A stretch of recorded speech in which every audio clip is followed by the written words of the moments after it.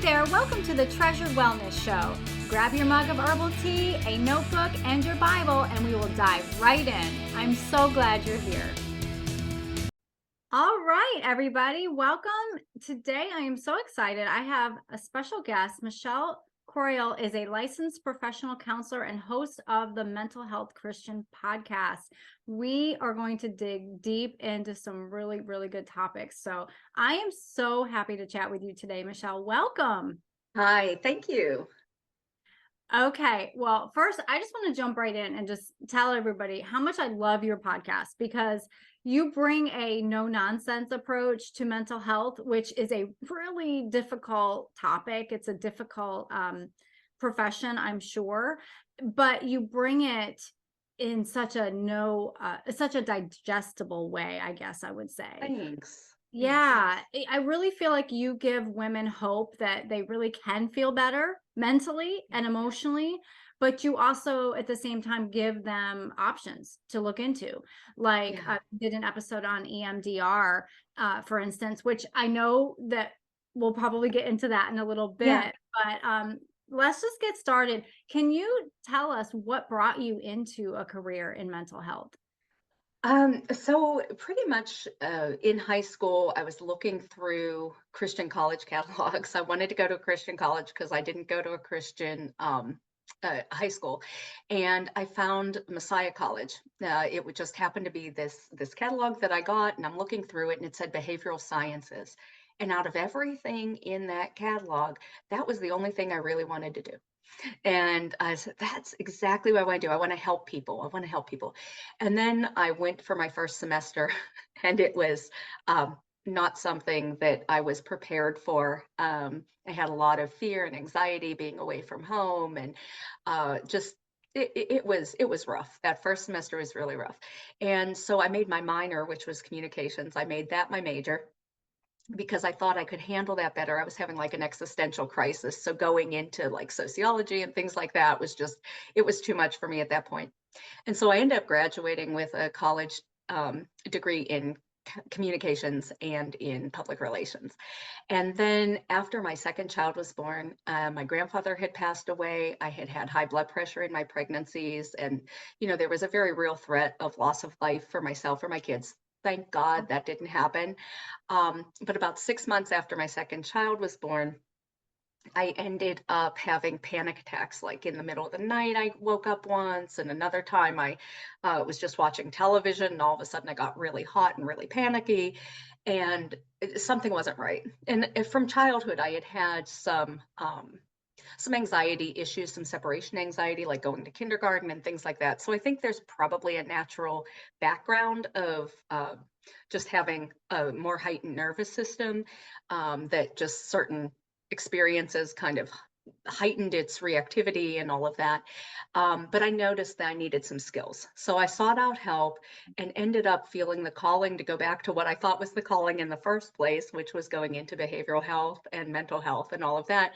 And now God's using it to be able to do the Mental Health for Christian Women podcast, which is kind of funny because it goes back to my communications roots. And, so it's God wove it all together, and it's really cool, but it's just, it's been a long process to get here.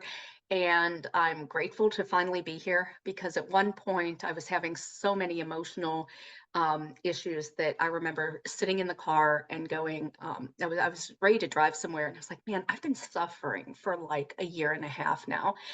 This was before the panic attacks had started. And I was like, I've been suffering for a while now. And like, what's God going to do with this? And I just heard the Holy Spirit whisper, that he was going to make good from this.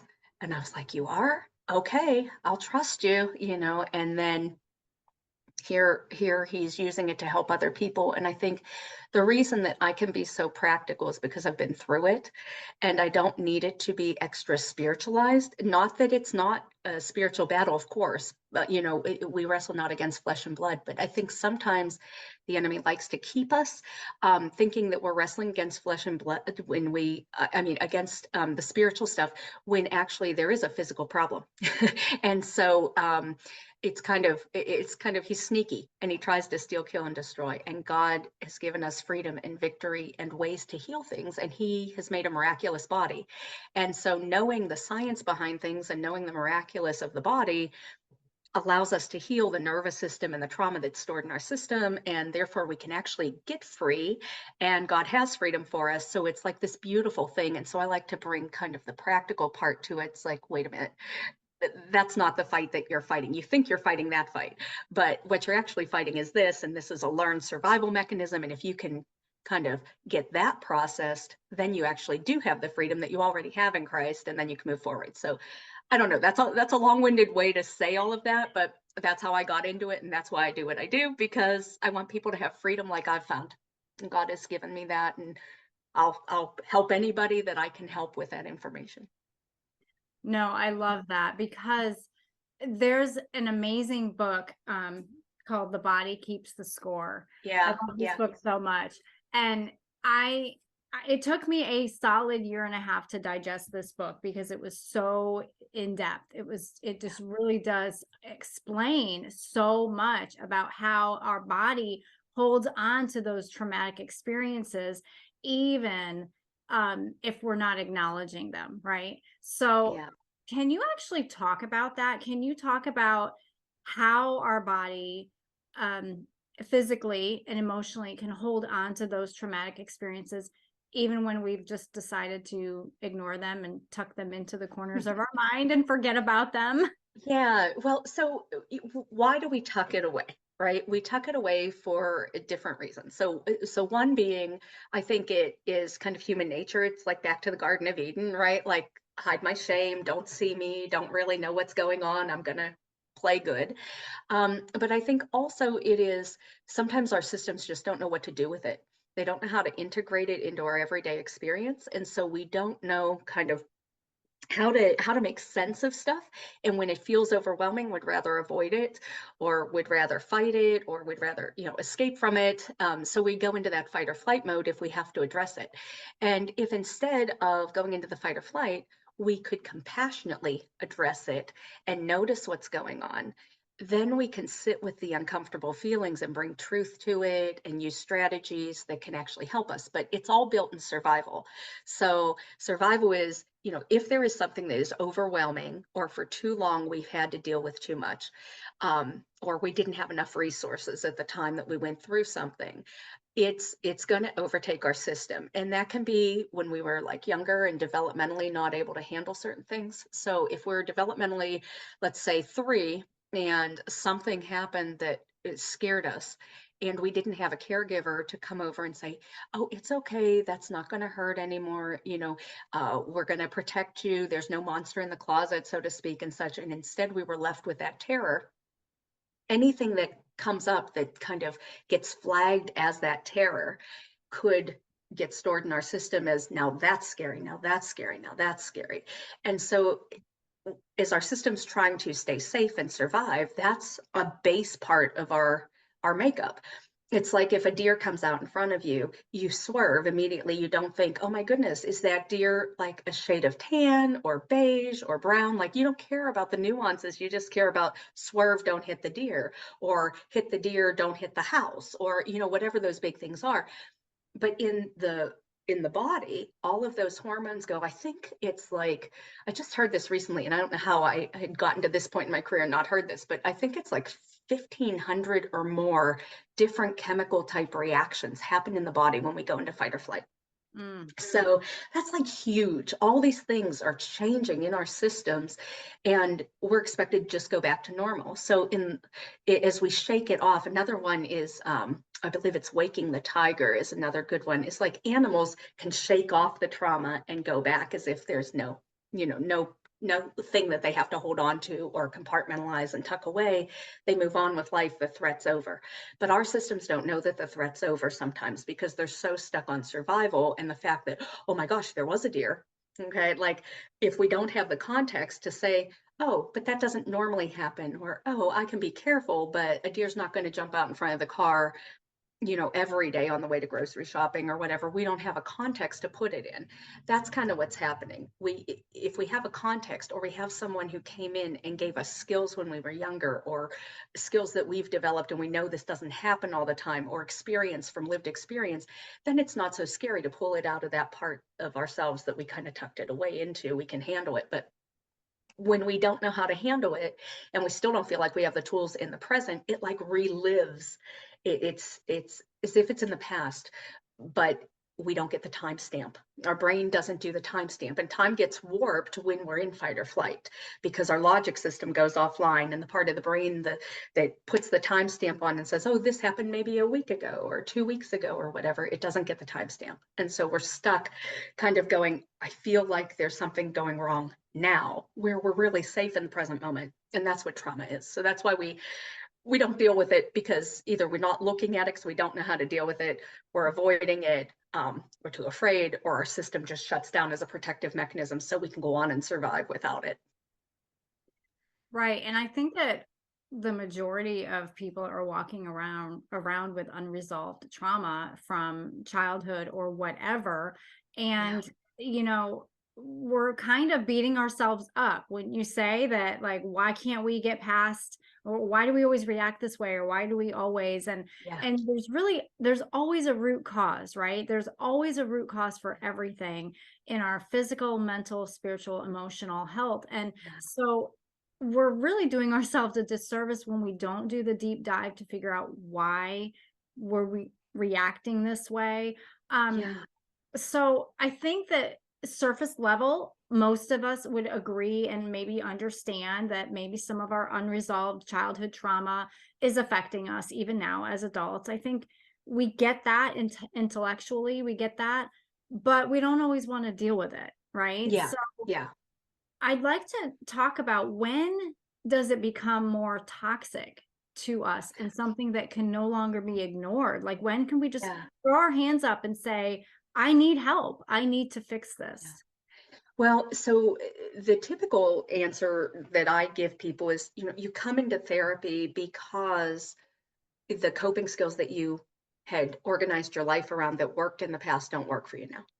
Okay, so we might have been like, okay, well, I've avoided this, I've avoided this, I've avoided this. Now it's intruding, or now I'm having nightmares, or now I can't get past a certain thing, or I'm always anxious in this situation. And so the things we did to contain it and make it more manageable so we could go on with life aren't working for whatever reason. And when that happens, that's often when people pick up the phone and call and they go, I don't know. I just can't get past this now. This happened a long time ago. I don't know what's wrong with me. Like, why am I still going back here? Something's wrong with me. I don't have enough faith. I don't, I should be over this. I don't know what to do. I just can't stand this. What do we do? And so it's saying it's okay. If it came up, here's the big piece. It's not about healing it all at once, even though that'd be great.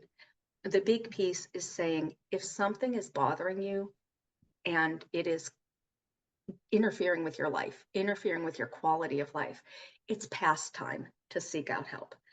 Not because you're bad, not because you can't do things, and not because you can't take steps on your own, but because why go it alone? And, there are people who study this, who are trained in this.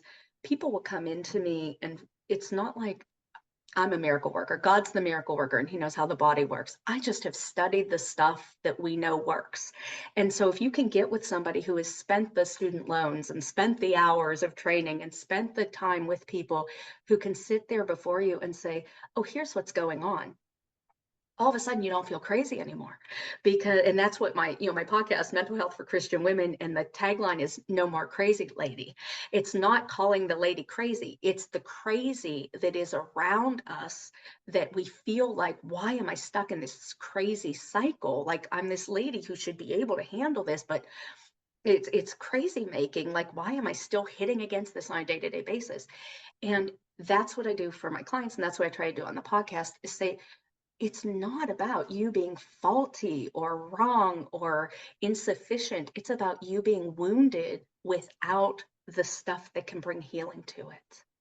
And I know how to get you the things that are missing, and I can conceptualize this for you so that we're speaking English and not some scary foreign thing that seems to have invaded your system. We just go, so what's coming up? Oh, how is that trying to protect you? And then how can we manage that in easier ways? And there are, of course, treatments for different things, different ways to go about it. But I call it a lot of spaghetti. We have a lot of spaghetti trauma threads, and we can kind of untangle our spaghetti noodles in many different ways to get to a clean plate. But we have to do it based on the individual's needs because everybody's unique and comes in with a different set of factors. So, different belief systems, different upbringings, different experiences, different genetic makeup. And so, we're trying to look at the whole picture, even different spiritual beliefs. There are some people who are raised Christian and then they come in and like, they're really struggling with, well, my faith doesn't seem this, or why am I not healed here? And we just kind of look at the big picture, all the parts of life, and say, what's going on here and how can we give you the best help? And I think that's just it, is when you realize you need help, you've probably needed it. I think they say it's like 12 years people suffer before reaching out sometimes, Wow. because we're so good at persevering and keeping on. um, and it's like, no, just make the call. I know it's scary sometimes, but you don't have to accept the first person. If the person isn't a fit for you, find somebody else, because there's a fit out there. It just might take some time and trial and error, but you're worth it. Yeah, absolutely. I think um, sometimes Christians can be a little guilty of feeling like they should have it all together. Yeah. Um, and maybe more Christian women specifically, just in my experience, they feel that they should have it all together and they kind of beat themselves up and belittle themselves. And that's really not what God wants for them anyway. So, Right. And that's kind of the whole point, is we can't have it all together in our own strength. So right. we need each other. We need God. It's kind of like the opposite of what is actual healing, you know? Right. I mean, the body of Christ, so we all have our unique gifts and Yeah. we're almost like rejecting God's offer of healing when we refuse to seek out help in a way. Yeah. Yeah. You know? Yeah. Yeah. It's another way to be a wise steward. Yeah, exactly. I agree. I agree. Yeah. So, this trauma topic is just so wide. It is just the net is so wide, is there could be traumatic experiences from anything, really. But one thing, as you alluded to earlier, is it definitely affects our body on a physical level. What would you say are some of the signs, like the warning signs of how unresolved trauma, swallowing it down, stuffing it down, Yeah. sweeping it into the corner of our mind, how is that affecting the body on a physical level? So basically, it's causing us to hold on to the energy of what has happened. So when we have trauma, it gets stuck in our systems. Like, people think that it's like, oh, hey, there's a memory. It's like a memory bubble and it's just right there. But it's actually stored in many different ways in our system. And so it's stored in how we, at the time of the trauma, and again, trauma doesn't have to be something that's like a huge deal like the terrorist attacks on 9/11. It can be that mom wasn't there while I really needed her and I was scared in kindergarten. I mean, it can be that, because wherever you are, whatever was too much for too long or you didn't have enough of, that is trauma. And they call them big T traumas or little T traumas. Doesn't really matter. Anything that was too much for our nervous system, we had to survive left to our own devices, and that wasn't enough, can be trauma. And so no matter what situation you were in that you consider trauma, what's happening in your system is that you are encoding um, by what you feel in the moment. So, what your feelings and emotions were, what you saw, what you heard, what your body was doing, whether there was like a rise in your temperature or your fight or flight. Like, when you go into fight or flight, the digestion changes, the blood flow is diverted to your limbs so that you can take fight or take flight. And so your whole system kind of organizes itself around this survival piece. And the memory of this is stored in the body, not just in, oh, hey, that happened, like a nice little byline or something. It's the felt experience of, here's how I describe it to clients. It's like Star Wars. You know, you could have the script in Star Wars and it says, uh, here come the spaceships and here's some fighting and the stormtroopers march out and there's Darth Vader and they say these lines. But when you're in the theater, or hearing it on your surround sound in your living room and it's boom, boom, boom, it's the whole felt experience. And so it's the difference between the script and the experience. And the experience is held in different ways from the body. And those get fragmented, those get separated from each other and walled off from the logic, the practical, because again, it's a different level of the brain. The logic gets paused whenever we're in fight or flight. We're not worried about the putting language to. In fact, often we can't put the language to because that's a different higher part of the brain. And so the way these things get stored is not in a logical fashion, it's in the essence of the experience. And that's what's happening in the body that gets refired whenever we have a trigger.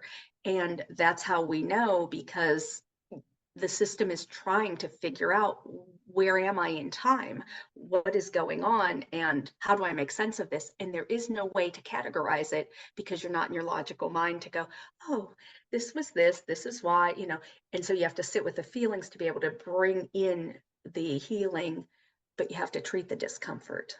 Does that make sense? Yeah, and there are different modalities that Yeah. therapists use for that. And I touched briefly about EMDR. I don't know if you want to get into that now, but there's cognitive behavior therapy, there's Yeah. biofeedback and neurofeedback therapy, and EMDR. So if you want to, maybe just, if you don't mind, Just take real quick, like a deep dip seconds in on there. each Yeah. one. Yeah. Yeah. Well, so cognitive behavioral therapy is great, and it's a part of something that we need, which is to figure out what the distortions are, kind of like our thinking glitches. But it's not enough for trauma therapy. Now, they say there is trauma focused cognitive behavioral therapy. Okay. So TFCBT. And yes, there are parts to it that bring in the body, and that's why that can be helpful. But sometimes people are like, I know how to think right. Why is this still a problem? Because it isn't a problem with your thinker. It's a problem with your level of nervous system reactivity and the excitement that's going on there, not necessarily a good excitement, right? And so EMDR is different in that it does bring in some cognitive stuff. That's, we call it the adaptive information processing.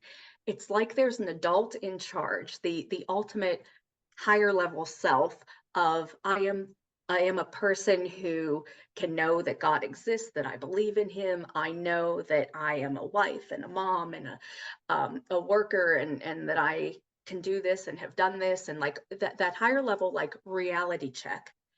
And then under the hood, so to speak, is like this other stuff of, but I feel this way or whatever. And so that higher level stuff that's true, we need to be able to access it. And to access it, we need to be able to connect the different parts of ourselves. So just like there are different parts of the experience, there are also different parts of ourselves. So I say it's like a brownie. If I come home after a big day and I want a big plate of brownies, they're sitting on the table. There's a part of me, it's like, oh, I just don't care about anything. I'm just going to have fun tonight and I'm going to eat this whole thing of brownies. Then there's another part of me that comes in and says, I'll just have one because I'm trying to fit into that dress. And then there's another part that might be like, don't you have any brownies? We're trying to get off sugar, and kind of more condemning and stuff. So as we do EMDR, we're noticing parts of, if we're doing it in the way that I like to practice it, we're noticing those things that don't get integrated into the whole being. They're still like out here trying to do their own thing. And as we focus on, we call bilateral stimulation. So it can be eye movements, it can be tapping on both sides of the body, it can be tones that you hold. What it's doing is it gives you a chance to slow down the process of a target experience and go, okay, so it allows the logic to come back on. It allows the past sense. It allows the protective parts. It allows the emotional disturbance in your body. It allows maybe your muscle tension to be released. We just take it part by part and notice all of the different ways that this trauma has been stored in your system. And so it lets the story, instead of the script, it lets the story kind of find its way to a resolution. And so that's why I like EMDR, because it has components of CBT, it has components of solution focused therapy, it has components of what we call parts work, it has the neuro, work and the reframing of things, but it's kind of an all-encompassing thing. It's not the only way. Like I said, there are many ways to deal with your spaghettis, your strands of trauma, your strands of stuff. But the reason I like it and things like it is because you can't heal trauma without going back to the body. The body has to be involved in it. I agree completely. And that's why I love, I know a little bit about EMDR. I know a little bit more about neuro and biofeedback therapy. But what I do love about all three of those is that it is integrating the body. It's you're putting sensors on your fingers to see about your sweat glands. You're putting sensors on your temples in your head to see how the Yeah. brain waves are. And it's actually showing the client that, this is what your body physiologically is feeling, and this is what's going Yes, on, so that you can then adjust it, that you can calm the breathing, you can start doing the deep breathing, doing the breath work that is so pivotal, really, exactly. Yeah. and kind of like changing the outcome, essentially, so And you that can the next see that on time. brain scans. Yeah, Yeah, yeah. I'm sure you've seen those brain scans. It's like where it was active and now it's set. Like it's amazing. Yeah. it's fascinating. It is so fascinating. I love it so much. And, I've heard people say that they had such success with biofeedback and neurofeedback therapy that they chose not to go further into EMDR, because EMDR admittedly can be very deep, Hmm. um, Yeah. and some people just aren't ready, and that's okay. And that's And completely yeah, EMDR is not magic. It's not right. like the one only great thing. Like I'm not like, oh, if you were to say what is the one thing everybody needs to heal, Jesus. Yes. The other Amen. stuff are just tools, right? The other things are just tools for Yeah. the natural body to be able to catch up with what the spirit already has, right? So whether it's EMDR or biofeedback, neurofeedback, exercise every day, it's all good. It's all good. Your recipe of what brings you wholeness and healing and health is going to be different than mine and different than my neighbors and different than the person down the street. It's okay. It's what works for you is good enough. That's like there's no has to look like somebody else's healing. It's a lot of different ways to healing. God made amazing options for us. He really did. Yeah. And Yeah. our Yeah. body is brilliantly designed. And so just having the help and the tools to help it perform optimally, Yeah. physically, emotionally, mentally, and spiritually, and that's why we Yeah. need to seek out help. That's why we need community. We need other people in our corner and in our life. And we just have to be Yeah. willing to ask um, for help. Yeah. So Yeah. we only have a few more minutes, but I want to know, and you just kind of a little bit answered that, but I was wondering if somebody is knowing that they've been swallowing down their stuff long enough and it's time to address it. It's time for Mhm. them to address it. I know I was there. I kept ignoring it for years and years, and finally Yeah. God was like, "No, now's the time. I You're know it's a great coping skill until it isn't. Yeah, yeah. until it isn't." Exactly. Until it Yeah, isn't.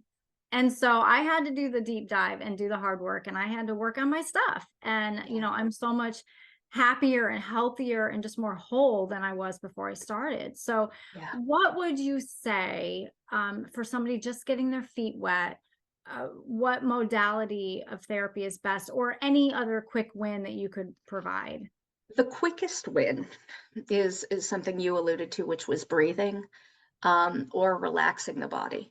So just in that moment, like really the quickest win is to notice that you're doing like a body scan and go, okay, from head to toe, I'm just paying attention. What am I feeling and noticing? So if I do that right now, is just as we're talking, I'm like, okay, I'm noticing my shoulders are a little bit tight. And so then I ask myself, Why are they tight? What's going on right now? Oh, well, you've been sitting up instead of back in your chair, just so that you could talk into the microphone, right? So it's just a postural thing. Okay, great. There's nothing really going on. I'm not really nervous. There's nothing to attend to. It's just that. But let's say that as somebody is doing that, they notice, oh my gosh, I'm like bracing. My arms are just really tense and tight. Then I would just say, notice that. Take some slow, deep breaths in and, slowly release it. Maybe take a few deep breaths in for like the count of 4, hold it for 7, and release it for 8 or 4, 4, 4, like whatever works for you. But you'll notice a shift if you just focus kind of on the breathing for a while. You're getting more from your abdominal breathing rather than the shallow breathing, right? And just slowing it down, noticing when releasing it. And if you notice tension in your body somewhere, maybe tightening it and then releasing it so you notice the difference. It's just really allowing yourself to slow it down and just physically notice what's going on. Take in the deep breaths, relax the muscles, notice where you feel uncomfortable, and maybe even ask it, what are you trying to tell me? What do you need? So again, as I'm scanning myself right now, my shoulders are fine now. I still feel it, but I'm like, oh, now I'm aware that I'll make a postural change in a little bit. And so kind of let up. It didn't need to give me that information anymore. Sometimes just by noticing the information our bodies are telling us allows it to go, okay, she's got it. The one in charge of this body, like who gets to tell us that we're okay, is saying, no, we're fine. We'll get that. We're going to be all right. And so just kind of noticing and tuning in and saying, what do you need? Can be a huge shift, and just having that curiosity with compassion. That's the quickest way to get a really quick win. I love that. Yeah, I talk about breathing too so much. And you're right. A lot of people do not breathe from their diaphragm. They're shallow breathing. And so they're Yeah. not getting the benefits of breathing, and they're kind of keeping themselves in that maybe not full on fight or flight, but Yeah, in heightened state. And we want to be more in that rest and digest state exactly. more Yeah. times than not, for sure. This Yeah. And is just being such aware does it. Yeah, actually, just being aware, exactly. Just taking a few minutes. You can do this in the car when you're at a red light. You can do this before you jump out and go to the grocery store. You Yeah. could just take a Yeah. few minutes wherever you are to do it. So thank you for that. This has Yeah. been so wonderful. And I definitely need to have you back on the show. So Yeah.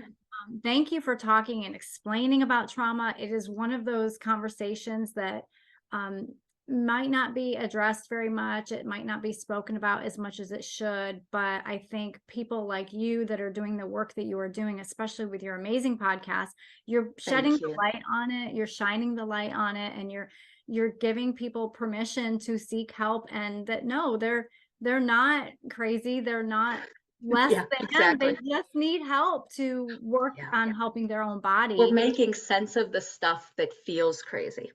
You're not crazy. You survived. You're very wise, right? That's God right. gave us wise bodies that want to survive. And so Right. it's not crazy at all, but it can feel that way. And that's really the piece, is that no, you make sense. You Yeah. make sense. You're not pathologized. A lot of things that people stick a diagnostic label on are underlying trauma. They just had coping skills, didn't know how to do differently, and then it gets kind of labeled with something. And I don't believe in that. Right. I agree. How can my community find you? So mentalhealthforchristianwomen.com, going to the website there. And that's the name of the podcast. That's the website where you can, if you want to ask me a question, there's a button there that you can ask Michelle, your mental health spiritual question. But also I have a free download there, that is a free life audit worksheet packet. And basically it goes through the different areas of life. So different domains, like it might be emotional and physical and spiritual and uh, whatever. There's a bunch on there, and it gives you a way to rate them and notice them, and then to set like instrumental, small goals that can really move you forward into the goals that you want overall. So that's a great free download resource that I found just, it's amazingly helpful to get all that stuff, that chatter inside you, and put it on paper and see what you really want to strategize to get the biggest result. Right. It's a great visual. I love it. Yeah, Thank you so much. Thanks so yeah, much, Michelle, for coming on. I appreciate yeah. your time. Thank And you. yeah, we'll have to have you back. I love that. Thanks All a right, lot. great. All Thank right. you. Bye, Michelle.